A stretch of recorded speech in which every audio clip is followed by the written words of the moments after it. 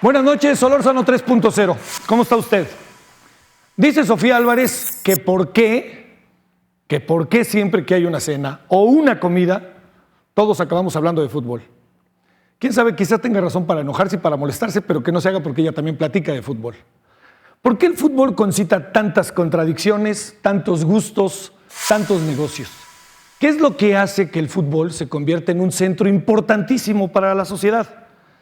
Son los nuevos dioses. Quierase o no, son los nuevos dioses de la sociedad. Voy al lugar común. El Chicharito es más conocido que quien usted quiera.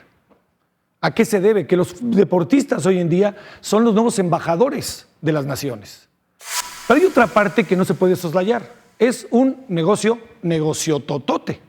Y ese negocio mueve economías. Y acaba determinando circunstancias que uno verdaderamente se asombra. Le digo una. La FIFA tiene más socios, tiene más países que la propia Organización de las Naciones Unidas. El fútbol yo digo que es lo más importante de lo menos importante, y además yo lo voy a las Chivas, entonces eso ya se ha de imaginar todo lo que puede pasar. Pero es muy importante, y es el sentido de esta noche, ver el fútbol como un fenómeno social.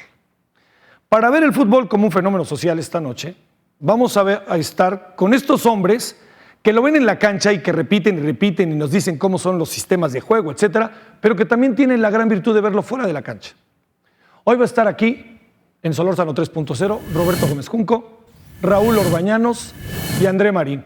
Yo sé que hay gente que no le gusta mucho el fútbol. No vamos a hablar del fútbol como se lo imagina, lo vamos a hablar de otra manera, el fenómeno social del fútbol. Y en la música de estos grupos importantes hoy en el país, un grupo indie. Va a ver usted qué bien tocan, ¿eh? Lo han visto en muchos lados y se llama La Chiquita Violenta.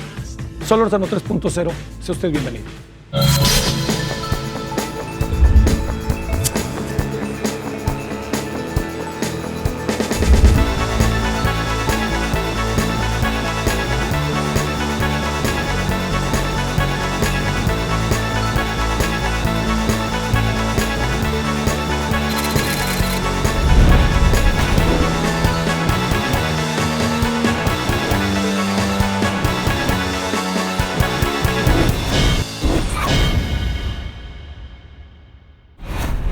Bueno, aquí estamos entonces, como todas las semanas.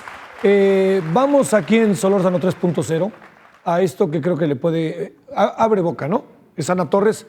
El fútbol y cosas auténticamente peores.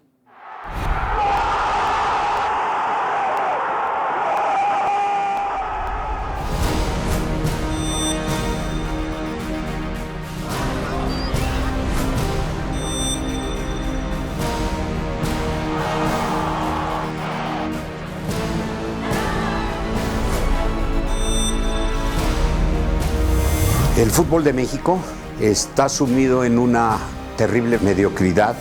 Para que haya un corrupto tiene que haber otro, del otro lado, y a veces lo hay. La selección mexicana es la recurrencia del fracaso. Un fanático puede cambiar de esposa y puede cambiar de religión, pero no va a cambiar de club. El fútbol en sí es un negocio que deja mucho dinero. Dicen pacto de bandoleros, no, es un pacto de caballero.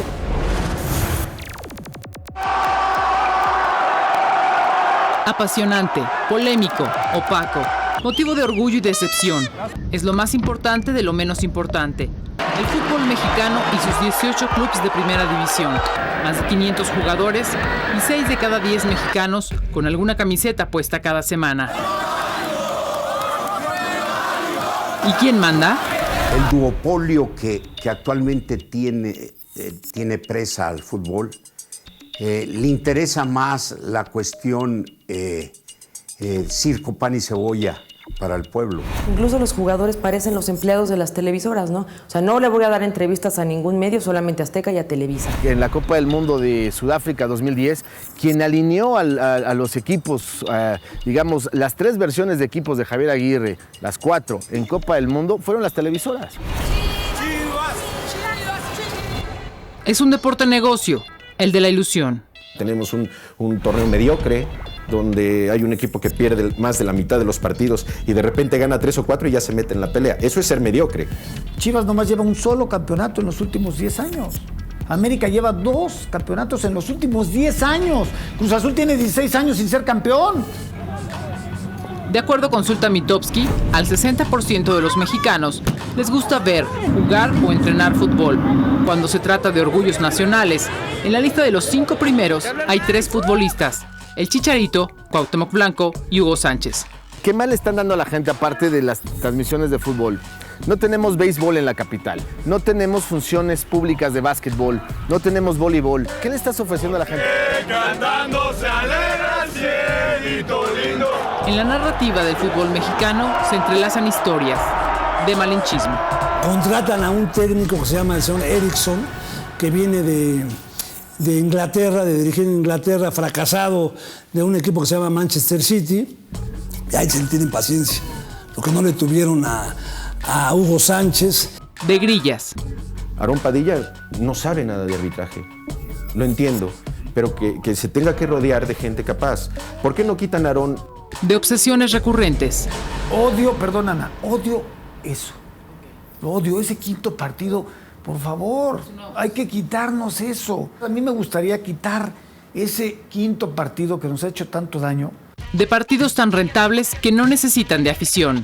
A veces ni siquiera importa la taquilla, ¿sabes? Es decir, se vende la publicidad móvil en un estadio, los derechos que te paga la televisora por pasar tus partidos de fútbol, la marca deportiva que te viste, que te da los uniformes. De tranzas millonarias difíciles de documentar. De repente está registrado un contrato de un jugador con una cantidad y oficialmente es otra. Es muy difícil a veces tener los pelos de la burra, ¿no? Como se dice, porque no hay rastro, ¿no? Normalmente estas negociaciones pues, van a través del jugador o son a través de dinero en efectivo, ¿no?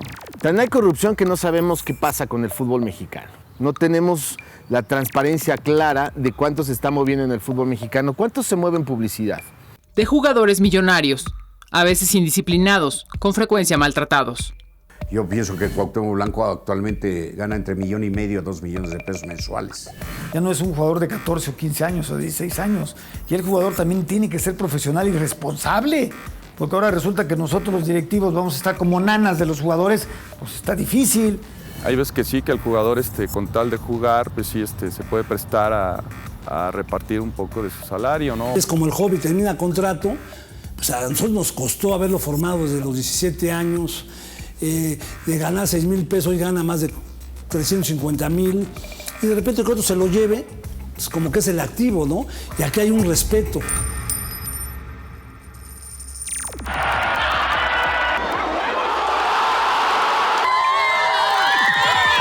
Es el fútbol mexicano, aspiracional, lleno de pasión, de intereses, el que a diferencia de la vida diaria sí da revancha, el que permite a pesar de todo reconocerse como mexicano, en una playera, en un grito.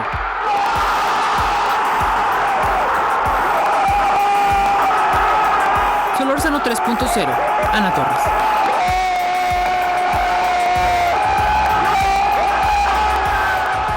Es que reitero otra vez lo que dice Sofía Álvarez, ¿por qué fregados siempre acabamos hablando de fútbol? Bueno, mientras Ana Torres hacía este reportaje, esto es algo de lo que llegó a nosotros, algo de lo que llegó para Ana vía las redes sociales. Sí pertenece a la universidad, lo que pasa es que sí se delega hacia un patronato. A mí me tocó toda la época dorada cuando estaba ICA y se ha ido pasando por diferentes grupos, ¿no? Y sí hay la relación con la universidad, ¿no? Entonces, creo que los jugadores, si bien no son los más pagados, tampoco ganan tan mal, ¿no? Habría que deber a los jóvenes, también a los que llevan un poco más de experiencia, a los extranjeros, ¿no? Entonces yo diría que estarían en un término medio, ¿no? Porque no hay una buena planeación y porque importa más la parte económica que la futbolística y no se invierte más en el fútbol, en los jugadores, en buscar otros partidos fuera de nuestro continente.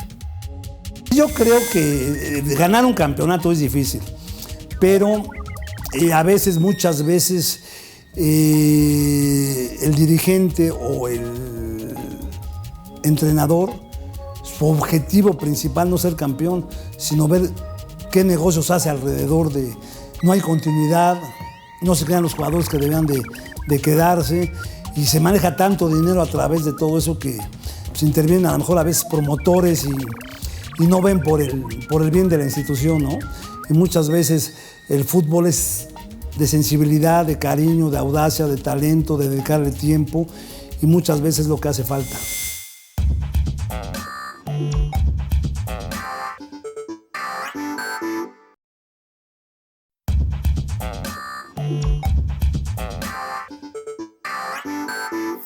Soy Raúl Orbañanos. Yo soy André Marín. Roberto Gómez Junco. Me gusta mucho mi trabajo, me gusta mucho el fútbol, me gusta mucho la comida. Tengo 24 años ininterrumpidos dedicándome al periodismo deportivo. Exjugador, columnista y comentarista de fútbol. Me gusta mucho el fútbol, me gustan mucho los deportes. Me gusta también la literatura, el cine, el ajedrez. Convivir con mi familia, me divierto con mis amigos. Me gusta mucho vivir la vida, trabajar me encanta, pero disfrutar de la vida me gusta todavía mucho más. Cada fin de semana disfruto más estar con mi familia. Como prioridad, por encima de todo, está mi familia. Bueno, yo le quiero agradecer a extraordinarios personajes y a personajes muy queridos, la verdad. Oye, me da mucho gusto que esté Raúl Orbañanos. ¿Cómo estás, Raúl? ¿Qué pasó, Javier? Qué milagro. Hace tiempo que no te veía. Es un gusto, gracias. No, es un honor que nos hayas invitado. Bueno, al menos a mí no sé qué piensan ellos. Súper honor. Es que yo digo que a mí Raúl me vio chiquito y yo a ti te vi chiquito. Sí, hace algunos años, sí. Sí, ya cuando hacías una opción en las mañanas. En las mañanas. Ahí llegaba yo a jorobarte. Nunca. Roberto Gómez Junco, es un gusto. Te trajimos de Monterrey, pero más nos vale. Con mucho gusto, Javier. Gracias. Es verdad un enorme gusto. Buenas noches, muchas gracias. Bueno, hay algo que sí hay que reconocer. ¿Quién sabe cuándo empieza la ficción y cuándo empieza la realidad? ¿No, Raúl? Sí, me llamó mucho la atención muchos de los testimoniales. Me llama mucho la atención el de Felipe Ramos Rizo y el de Bonifacio Núñez, exárbitros los dos. Los dos dicen que el fútbol mexicano es mediocre. Ellos fueron parte de este fútbol. Creo que ellos también son mediocres, si lo consideran así. Yo creo que el fútbol mexicano los satanizamos más los mexicanos de lo que es. Decía una cosa ahí Jesús Martínez, que yo quería entender que él se refería a que Cruz Azul y América han ganado un campeonato en no sé cuántos años. Esto nos lleva a ver una cosa, el fútbol mexicano ahora es más competitivo. Cuando jugábamos, Roberto, bueno, yo antes, eran América o Chivas, y por ahí se metía otro, apareció el Cruz Azul. El fútbol mexicano ahora es más competitivo. No digo yo que tengamos un gran fútbol, pero no es tan malo. Sí, le falta mucho, desde luego, pero no es tan malo como muchos de nosotros lo hacemos creer semana a semana a la gente. Es como un poco la dinámica de nosotros mismos, ¿no? Como que de repente los mexicanos tenemos un excelente enemigo que somos los mexicanos. Pero ¿no? es muy del mexicano. Sí. Es muy del mexicano, o sea, no, bueno, si ganamos, bueno, la Sub-17 ganó porque jugó en el Azteca. Sí, claro. Si no hubiera ganado. Y luego, bueno, oye, la Libertadores, la Sudamericana, el Pachuca, bueno, ganó porque jugaba el Chaco Jiménez. O sea, siempre le vemos pero a algo que conseguimos. Eso es una realidad. Oye, André, a ver, ¿y el fútbol mexicano es tan marcadamente un fenómeno social como es en otros países del mundo? ¿O es el negocio, ese gran motor que lo va construyendo para acabar siendo un fenómeno social? Yo creo que en México hay dos fútboles mexicanos. A ver. El de selección, que es muy marcado y que sí termina por ser un fenómeno social. O sea, el tema selección en este país es demasiado, Javier. Sí. Es mucho lo que genera, es mucho lo que apasiona, es mucho lo que provoca el tema selección mexicana sin haber ganado absolutamente nada, ¿no? Estoy hablando de la selección mayor, sí. ¿No? Y en cuanto al fenómeno social del que tú me hablas, yo encuentro que hay zonas de la República en donde sí es un fenómeno social y hay otras partes en donde es muchísimo más blando y más suave el tema del aficionado, ¿no? Hay plazas de primera división que no se llena nunca el estadio. Hay plazas de primera división que la gente se muere por estar cada 15 días viendo a su equipo de local y que hasta socialmente, si no estás en el estadio, estás out, ¿sí me entiendes? Sí, sí, sí. No estás in. Es como, oye, yo no entiendo de toros, sí, pero tengo que estar en la plaza, ¿no? Y ya tendremos tiempo de platicar, sí, ¿no? Del asunto selección nacional, porque ese sí es mucho más profundo y es un tema de psiquiatra, analizar selección mexicana en México, ¿no? Oye, Roberto, a ver, dos cuestiones, Roberto. Una, tú que eres de Monterrey, Está sobredimensionado esto de la afición de Monterrey con los Tigres y yo me acuerdo que cuando yo era chico se llamaba La Pandilla, ¿no? Sí. Era La Pandilla de Monterrey. Ahora son los Rayados. Sí, tú que incluso jugaste ahí, has de haber sentido eso que es una especie de caldera, ¿no? Y te lo pregunto por lo siguiente, porque ahora Monterrey vive un fenómeno particularmente de inseguridad, ¿no? Y el estadio que a los delincuentes les gusta el fútbol y entonces no molestan de 7 a 9 o de 5 a 7 o qué. ¿Cómo ves esta otra parte? Sí, quizá no molesten, pero por supuesto que hay un caldo de cultivo ahí peligrosísimo, porque ya sabemos de lo que es capaz un fanático. Eso, algo de lo que me parece lamentable en el fútbol mexicano actual, de la pasión que se pedía que el aficionado sintiera, ya se pasa a ese fanatismo, porque además la pasión con gente de nivel educativo no muy elevado se convierte en fanatismo. Y ya llegamos al grado en que eres capaz de matar al de enfrente porque le va al otro equipo, o los de Tigres tienen que entrar por acá y los de Monterrey por acá, algo que hace 10 años nada más veíamos entre Boca y River Plate, ¿no? Que los alrededores del estadio ya se van separando, no solo no los puedes juntar en el estadio, sino cada quien tiene que llegar por su lado. Sí, el fenómeno social del fútbol, que no es tampoco privativo de Monterrey ni de México, a mí me sigue sorprendiendo lo que el fútbol provoca en todo el mundo. Me gustaría retomar eso del progreso del fútbol mexicano. Es cierto, somos dados a satanizar, pero también a sacralizar. Creo que aquí transitamos entre esos dos extremos, ¿no? Los que todo lo ven color de rosa y se creen incluso las mafufas clasificaciones de la FIFA, que en algún momento dijo México es el 6º o el 7º, y los que piensan que el fútbol mexicano no sirve para nada. Yo creo que a pesar de los pesares, el fútbol mexicano ha evolucionado, que hay un progreso sustancial y lo ves con lo competitivos que son los clubes, con lo que la selección mexicana ha conseguido en diversos certámenes. No es esta selección mexicana la misma de los 70 y de los 80, hay que entender lo que se dio ese parteaguas quizá a partir de 93, ¿no? Lo que pasa en la Copa de Ecuador, en la Copa América, la primera vez que pudimos constatar lo que era el nivel del fútbol mexicano comparado con el ámbito sudamericano, porque hasta ese momento nos decían que las potencias sudamericanas, que no había nada que hacer con ninguno de ellos, ni con Argentina, Brasil, por supuesto, pero ni con Uruguay, Paraguay, Perú, Colombia, y ahí el fútbol mexicano demuestra lo que había progresado. Y de hecho lo sigue mostrando en Libertadores y en esa Copa América en circunstancias normales, no esto más reciente que fue lamentable, porque también está atravesado esto de la corrupción que se mencionaba, exagerado también, porque claro que existe la corrupción, como existen otros ámbitos más importantes que los de fútbol, pero no todo es eso en el fútbol, ¿no? Sí creo que los de pantalón largo contaminan mucho este juego, que los intereses económicos televisivos se imponen a los deportivos, sin entender que no hay mejor negocio en el fútbol que primero respetar lo deportivo, pero a pesar de todo eso, sí creo que el fútbol mexicano progresa, que en México cada vez se juega mejor, aunque no siempre la selección mexicana, particularmente en Copas del Mundo, así lo ratifique. Bueno, vamos a hacer una pausa. A ver, adelanto temas, ¿no? Ahí que incluso señor. Hemos tenido en diferentes oportunidades conversar de ellos. ¿Por qué si 2 veces México es campeón sub-17, tiene equipos competitivos evidentemente en sub-20, parece, diríamos, equipo de media tabla, ¿no?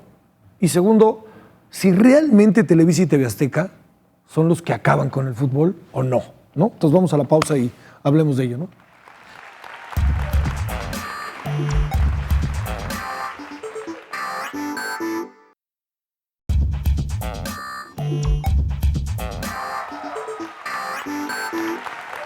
Bueno, aquí en Solórzano 3.0, un buen grupo, de estos de el rock indie, escúchelo. Yo sé que mucha gente lo conoce, pero si no, conózcalo, es La Chiquita Violenta.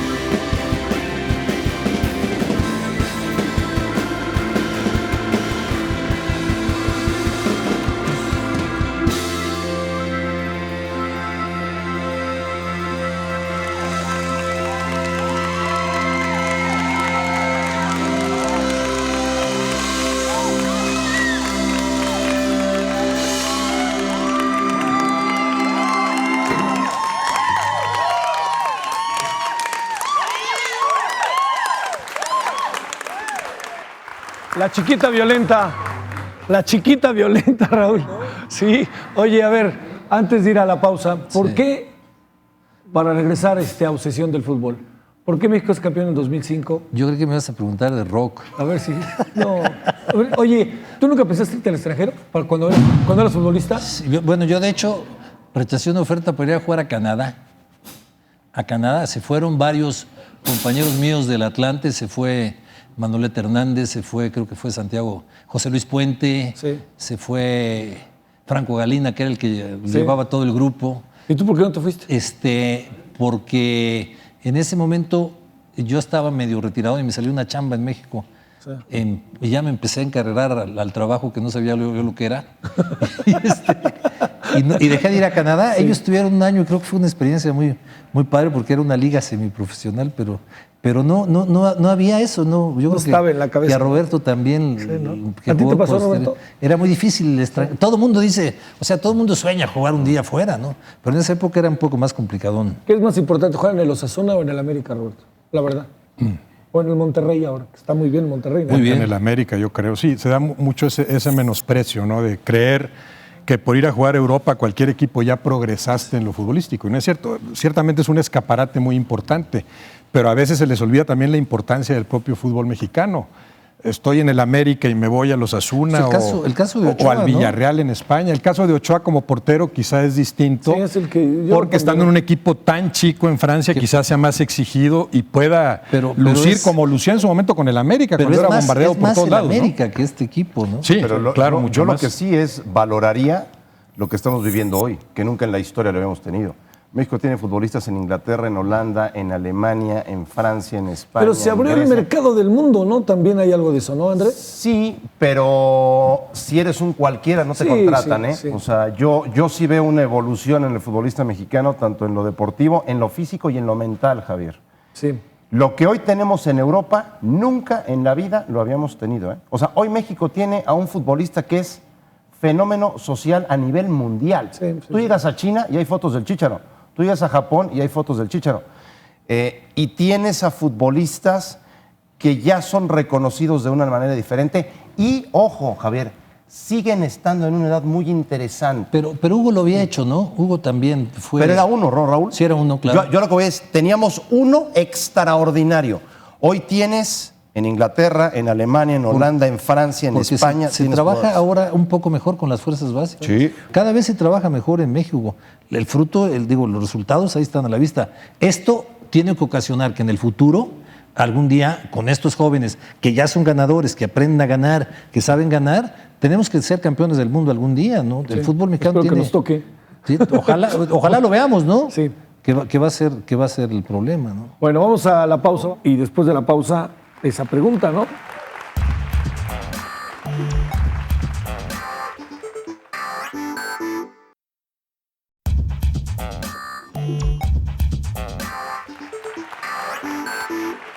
A ver, algo que en las redes aparece, de lo que preguntan, Solórzano 3-0 por si quieren participar. Dice E. Martínez, 2010. Saludos a todos. ¿Por qué ahora hasta los árbitros sean comentaristas de fútbol? ¿No será un reflejo de la pobreza del deporte, del fútbol?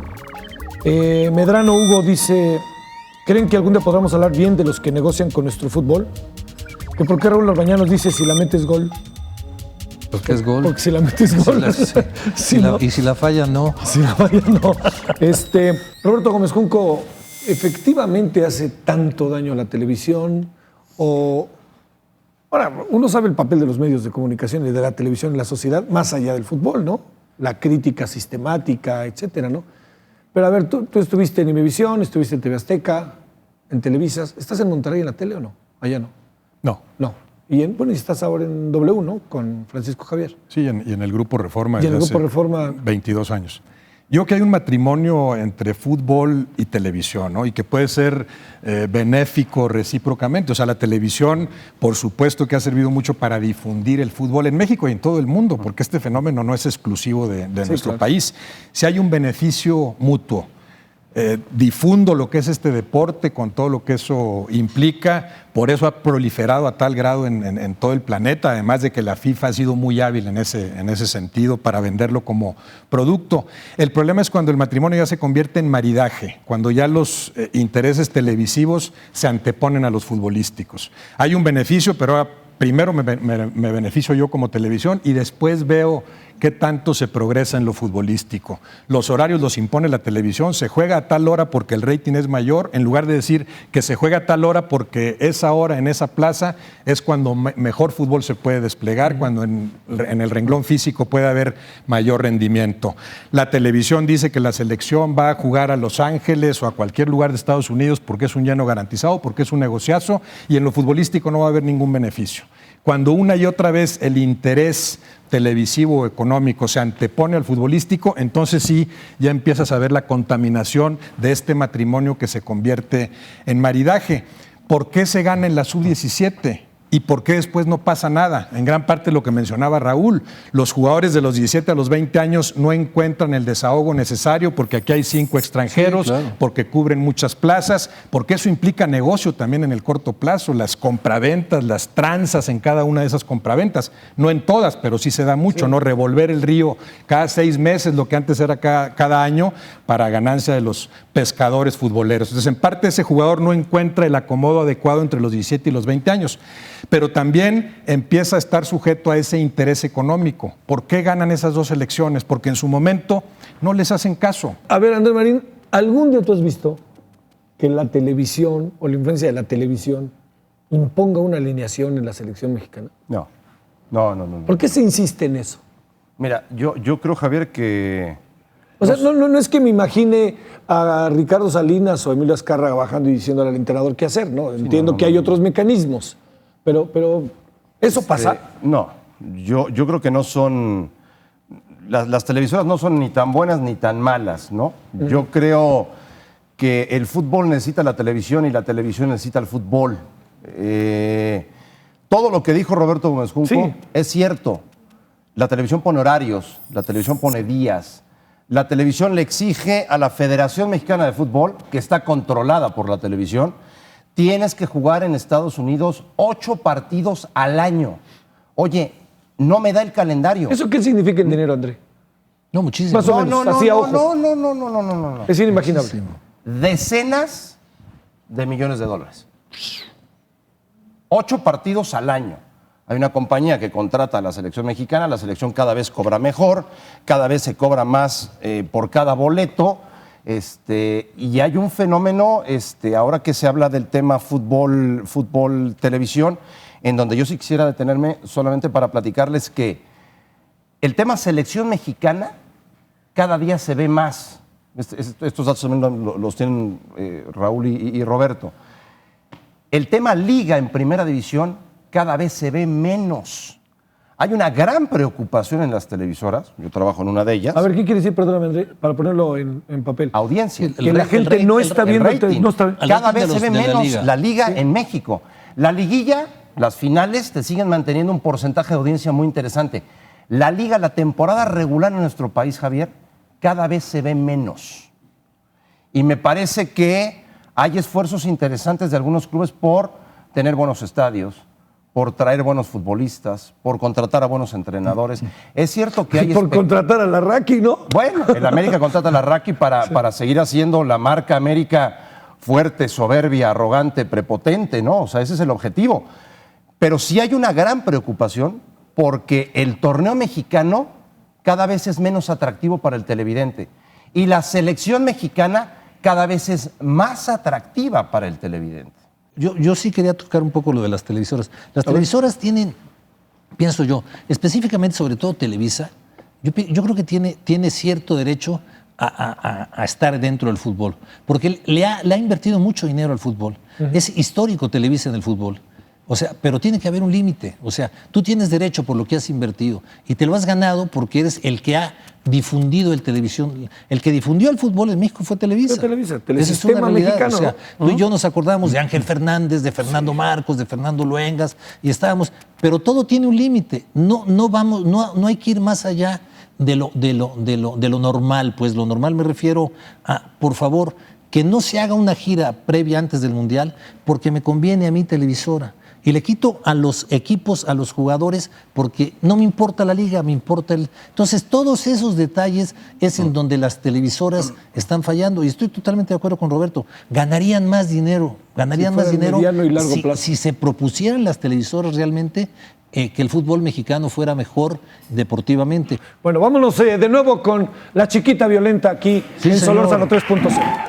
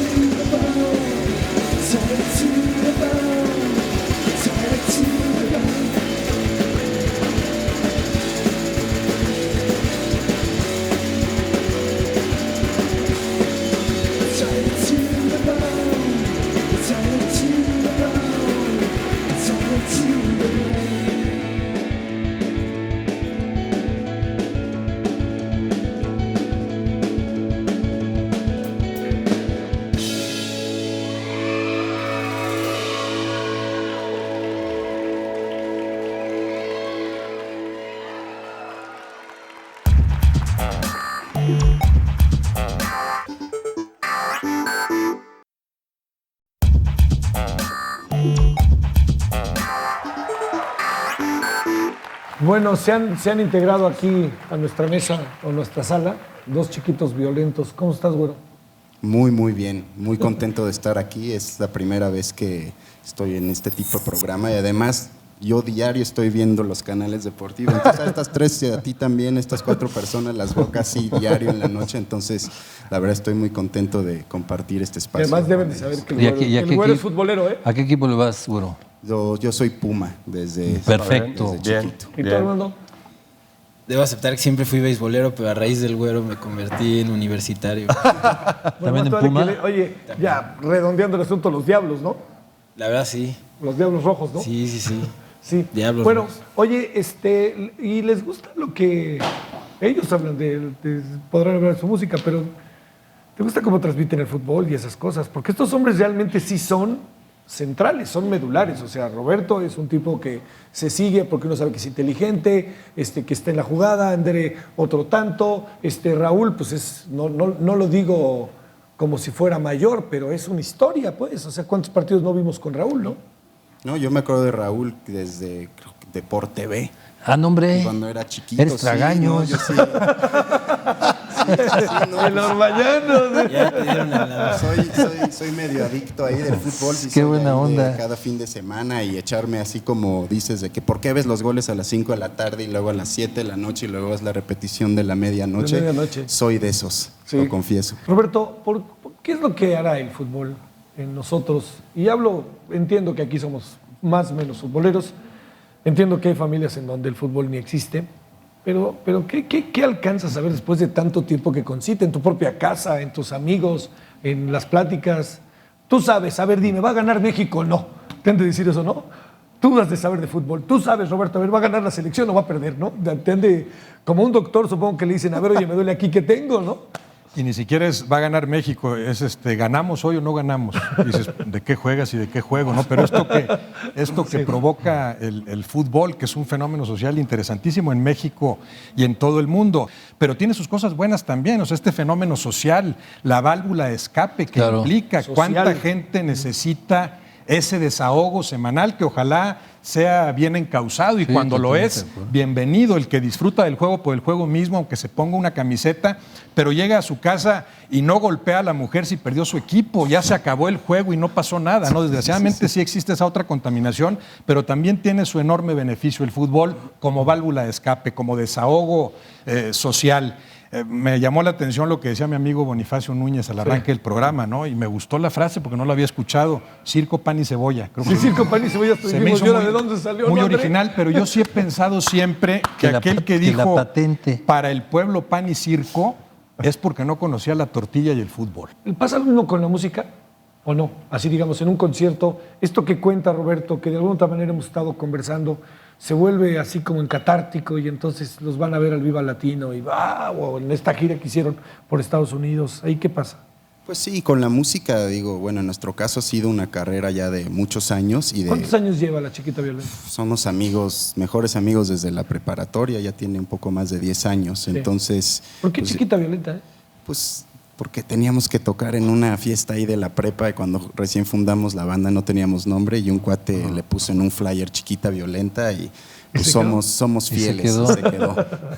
Es que Raúl estaba especulando sobre otra cosa. Lo bueno de la música es que yo creo que a diferencia de toda esta plática es que nosotros escogemos qué escuchar, ¿no? O sea, vaya, no... las posibilidades son infinitas, no es una liga con un número finito de liga, o sea, de equipos, sino que pues cuántas bandas hay hoy en día allá afuera y con las nuevas tecnologías digitales, yo puedo escuchar una banda de metal sueco si me gusta y no le tengo que pedir permiso a nadie y no estoy limitado a que la vayan a poner en la radio o en la tele o el video. Yo consumo lo que yo quiera y en ese sentido pues se pulveriza la oferta. Pero ustedes vienen siendo como jugadores de fútbol. Finalmente se tienen que superar cada vez que tienen que jugar mejor. Ustedes son personas públicas dentro de su negocio, o sea, yo los visualizo como jugadores de fútbol, no sé si algunas bandas inclusive con entrenador, otras sin entrenador, no sé, en algo los puedes relacionar, ¿no? Cada vez hay más competencia. Sí. ¿no? Pero también cada vez se profesionaliza más, o sea, las bandas desde muy temprano en su desarrollo como banda saben que tienen que seguir ciertos pasos como equipo de trabajo y a lo mejor antes era más a ver si llega un manager o un disquero, un AR y me dice, aquí está tu contrato. Hoy en día nadie te da ningún contrato, tú tienes, por lo menos en el frente musical, la competencia es muy férrea y como banda desde muy temprano tú tienes que saber cómo promover tu banda, cómo difundir tu música, algo que no pasaba antes. Pues mira. Bueno, oigan, pues váyanse a tocar la última, ahora sí que la última y nos vamos, ¿no? Un y la gusto. verdad que les agradezco mucho que hayan estado aquí. Yo ya los había visto, ¿eh? O sea, entonces, yo sí puedo decir que ya los había visto. Y felicidades y gracias. ¿Es fácil el rock indie o no? Esta idea de lo indie. Pues lo indie es más por independiente, es lo que decía Armando, de que ¿no? tú tomas la rienda sobre tu proyecto y le das la Tocas dirección cuando creativa, quieras. tocas cuando quieras, tocas como quieras. ¿Viven de esto o no? No, es una parte de nuestros ingresos, pero sí nos dedicamos. Desafortunadamente, pero pues sí, yo creo que o sea, está bien al final del día también porque pues nos obligamos las bandas a pues, hacer muchas otras cosas que también... Pero sería maravilloso que vivieran de Sí, esto. nada sin más. duda. A eso sin le duda. tiramos. Sí. Pero para allá vamos, todas. Bueno, es un gusto que hayan estado aquí, ¿eh? En Muchísimas verdad. gracias. Gracias. Un honor. Gracias, muchas gracias. Y la verdad tienen calidad, ¿eh? ¿Cómo no? Así que si quieren, Y párense, mucha, y no se mucha. preocupen. Güero, párense y llórale. En lo que Seguro. aquí nosotros aquí terminamos. Órale, mucho gusto. Bueno, André Marín, ha sido un gusto. Javier, ha sido un honor. Es un Primero, gusto. que me invites y segundo, que me hayas permitido platicar contigo y con estos dos señores a los cuales conozco hace muchos años y quiero mucho en esta bendita profesión que ya me ha dado 24 años. ¿no? Wow. 24. Empecé a los 14 cuando yo llegaba a molestarte en el noticiero de la mañana en Imevisión. Porque usted es nuestra gente. Sí, señor. Sí. Pero muy agradecido, de verdad, muy agradecido, muy honrado y feliz de haber estado platicando con ustedes y de haber estado escuchando a La Chiquita Violenta. Chiquita Violenta. Raúl, muchas gracias. No, hombre, es un placer. Es un gusto, en verdad, Raúl. Es un placer. Y tratar estos temas como son, ¿no? No tienen nada de malo ni nada de bueno, sí son. Yo diría que ahora sí que hay de aquel que ya no diga lo que cree, ¿no? Pues sí. A estas alturas, aunque estés equivocado, según otros, ¿no? Porque según uno no. Muchas gracias, Raúl. No, es un placer, Javier. Es un gusto. Como Roberto, siempre. como siempre, en verdad, ha sido un gusto que estén con nosotros. Muchas gracias a ti, Javier. Gracias. Muy buenas noches. Gracias, muchas gracias. Gracias. Bueno, los dejamos para irnos con La Chiquita Violenta. Muchas gracias, chiquitos violentos. Les mando muchos saludos. En verdad, gracias que estuvieron con nosotros. Y aquí estaremos la próxima semana. Solórzano 3.0. Adiós. Los dejamos con La Chiquita.